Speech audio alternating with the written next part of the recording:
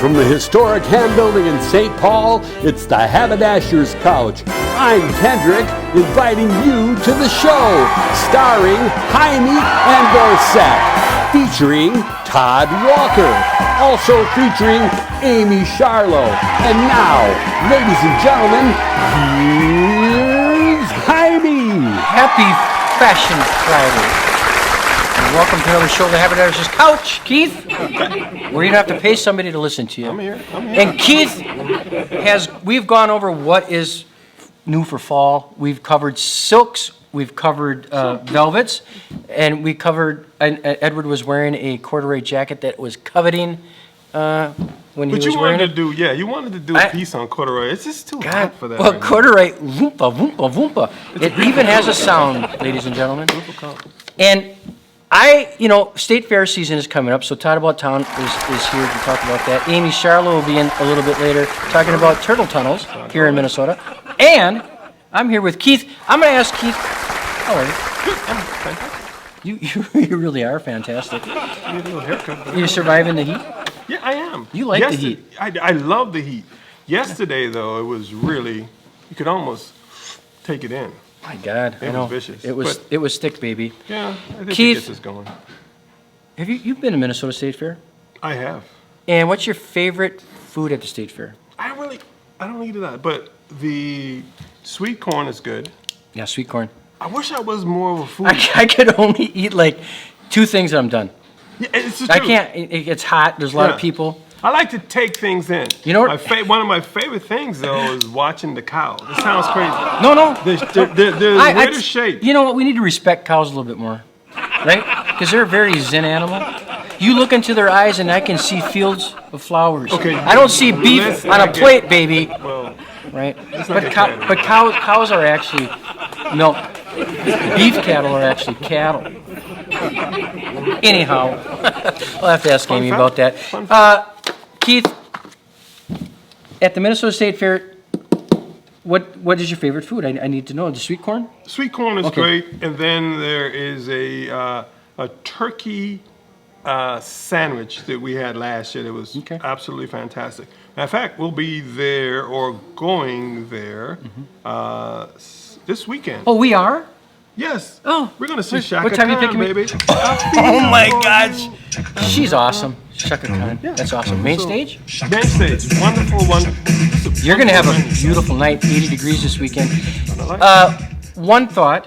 We're heading into fall. Yeah. Give me a couple examples of fall fashions that we should be paying attention to, because I know you're doing a collection. Yeah. What you up to? I'm doing, to pay attention to is the details. Pockets, a lot of pockets. Different types of pockets. Different types of pockets. Roll lapels. Yeah. So 3-button roll lapels so they can be buttoned up. Form and when function. It gets a little cool. Form and function. So a lot of details. You know, we hear about colors, we hear about fabrics, and those are great. But some of the details, because we're carrying things around. I'm a hands-free kind of person, so hopefully you've been hands-on. Hands-on. Whatever. You gotta be hands-free to be hands-on. You gotta be hands-free to be hands-on. So form and function and clothing and fashion, style. Yeah. I have to say that people don't realize that you are what they call a clothing deconstructionist. You deconstruct the modern suit, and that's what I love about you. And that's, but so finding that sweet spot, right? That sweet spot to where you can, and it's not like you said, follow the trends, because I think we are the trendsetters. Our trendsetters. But these are classic. You just take the classic pieces and think, well, what would you have done with, like last when we did the velvet jacket, right? Right. So if you put a patch pocket on a velvet jacket, how does that come out? So just really having some fun with it every now and then. Okay. Well, again, I always say thanks for coming on the show, introducing fun and fashion to this world. And guys, we'll see you next week. About Town, Todd Walker, entertainment, travel, and more. Hey, Todd, what's new? Happy Friday. I'm here with Todd About Town, Todd Walker, and guess what? It's State Fair time So the state fair started yesterday. Tickets are $15 to get in. It's gone up a little bit, and you'll find that a lot of the prices have gone up a small amount. In 2020, there was no Minnesota State Fair. They're predicting that this year is going to be back to the record level is that it was pre-COVID. And so tickets are $15. If you're out there this weekend, Saturday night, Keith Urban is playing in the stand. That's what I was looking at. All right, so what I did is I pulled out all of the new State Fair foods every year.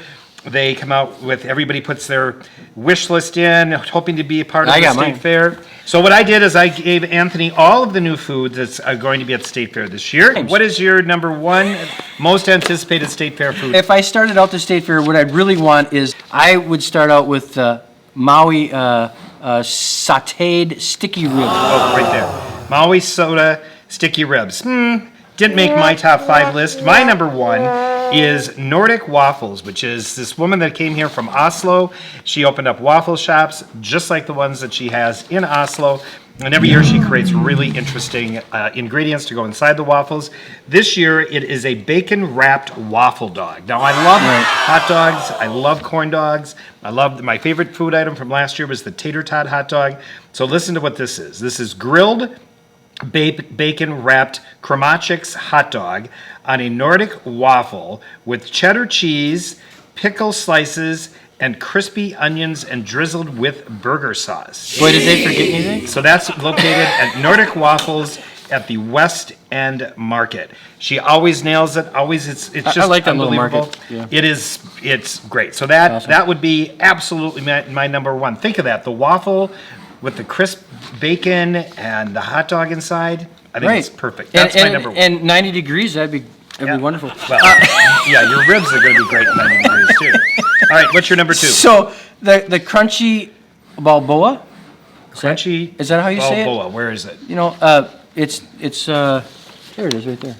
It didn't make your list either. Okay, describe it. Deep fried tortilla filled with vegan roasted beef, bacon, and Blech. cheese sauce, plus peppers, onions, hash brown patties, and anything else that you can stick inside of it. And where is it at? It's in the It's from the Herbivore's Butcher, which is in Northeast Minneapolis, and so they're opening this little spot. Doesn't interest me at all. Pardon me? I like heavy foods. Well, yeah, but just the savory. It just doesn't interest me. So deep fried tortilla filled with vegan roast beef, bacon, and cheese sauce. What's your I like the bacon. I like the cheese sauce. I like the peppers. I like the onions. Okay, so then. But hash browns on top of that? Yeah, I don't know. I don't know. That's give me some skinny on the next one. All right, number 2. This just for the novelty of it, and I know the family that's doing this. This one, I mean, of all these years here in Minnesota, to think that lutefisk has never been there. So this is crispy lutefisk steam bun.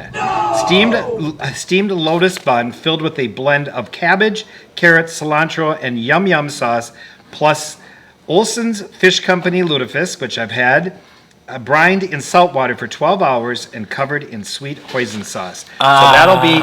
So when you go into the International Market Square, if you know where the haunted house was, that's probably prior to you going in 1980. And what kid wouldn't like that? So it's right past the haunted house where the big beer stand is. So I think that just will be interesting to try to see what they do with lutefisk. Right. That'll be good. So what's your number 2? No, I'm on 3. Oh yeah. I already had my morning. You already had 2 failures. Now I'm working towards getting the heck out of here.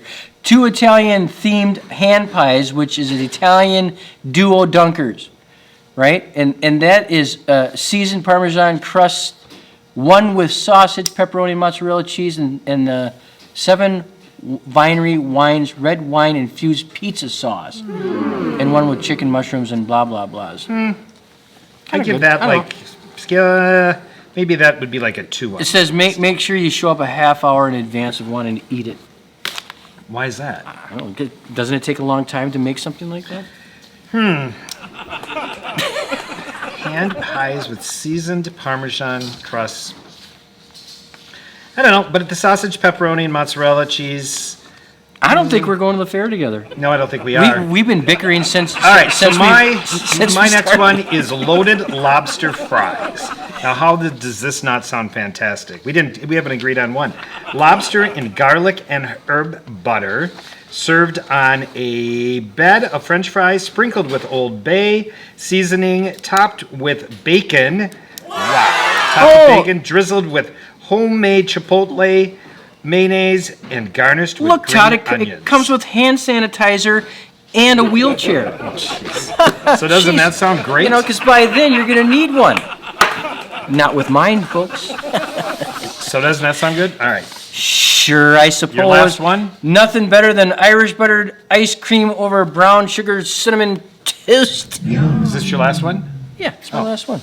Ice cream made with European-style butter, served on brown sugar cinnamon toast, drizzled with butter, syrup, sprinkled with sea salt flakes, Blue Moon and Diner, northwest corner of That sounds good. Yep, yeah. I'll agree, but it wasn't my top picks. I also like to go with things that maybe have kind of an unusual twist on the classic. So this is dill pickle cheese curd taco. Dill pickle cheese curd taco is fried white cheddar cheese curds, sandwich stacker dill pickles, cream cheese, lettuce, and raspberry chipotle sauce in a fried flour tortilla. Jeez. I mean, how good does that sound? I'm just wondering how they come up with the formulas. Like, what's the taste formula? Like, you'd have to spend a lot of time in the kitchen to come up with all that to make one thing that tastes good. Well, that's what they do. Yeah. And so that'll be on the north side on Judson Avenue. So, yeah, I think these are some really interesting... Todd, it's obvious we are not going to the fair together. Well, no, this but year. what would happen is we'd all both order completely different things and we'd have a chance. I'm going to give you one more that I think sounds really good. This one is at every year, probably the most famous place is the Hamlin Church Dining Hall. It's one of the oldest places out there. Probably the first year it was there, you were there, and that was like 1981 or something. 81. Unbelievable. They're having a holy ham loaf breakfast sandwich. So check this out. Hamlin Church Dining Hall. They're having a ham loaf, tasty glaze, caramelized onion, and cheese in a sandwich made with fried egg in a whole fried egg in the hole in the toast. Okay. Now, doesn't that sound good? Well, I mean, that's more of a classic. But yes, it does. Jeez, I don't call that a classic. When have you had a... Come on, you're in the meatloaf? For breakfast? Yeah. I think that sounds great. We'll see you next week.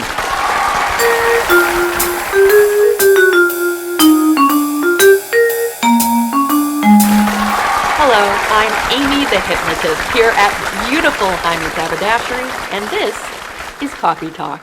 Here in Minnesota, we love our critters. We are wonderful animal ambassadors, and we take care of our wildlife. I have a great childhood memory of driving up north and a whole group of motorists stopping to help a very large snapping turtle across the road. My father finally figured it out and saved the day by taking out a coal shovel, which they then managed to navigate that big old turtle onto and then dump him over to the side of the road where he was safe. More recently, I was driving along and I saw a little painted turtle trying to cross the road. So I pulled over and went running back to get him, and I almost ran into the woman who had stopped going the other direction to go and rescue the exact same turtle. We gave each other a big high five, grinned at each other, and went on our merry way, and the turtle was saved. Well, in Dakota County, they've taken this one step further. They have built animal corridors right under the road. They call them turtle tunnels, but they're being used by more than just turtles. Last week, there was a viral sensation when they saw a couple of adorable otters crossing underneath. They also have possums go under there, and of course, they have spotted those snapping turtles. So here's to you, Minnesota. We take care of our critters, and that's Coffee Talk.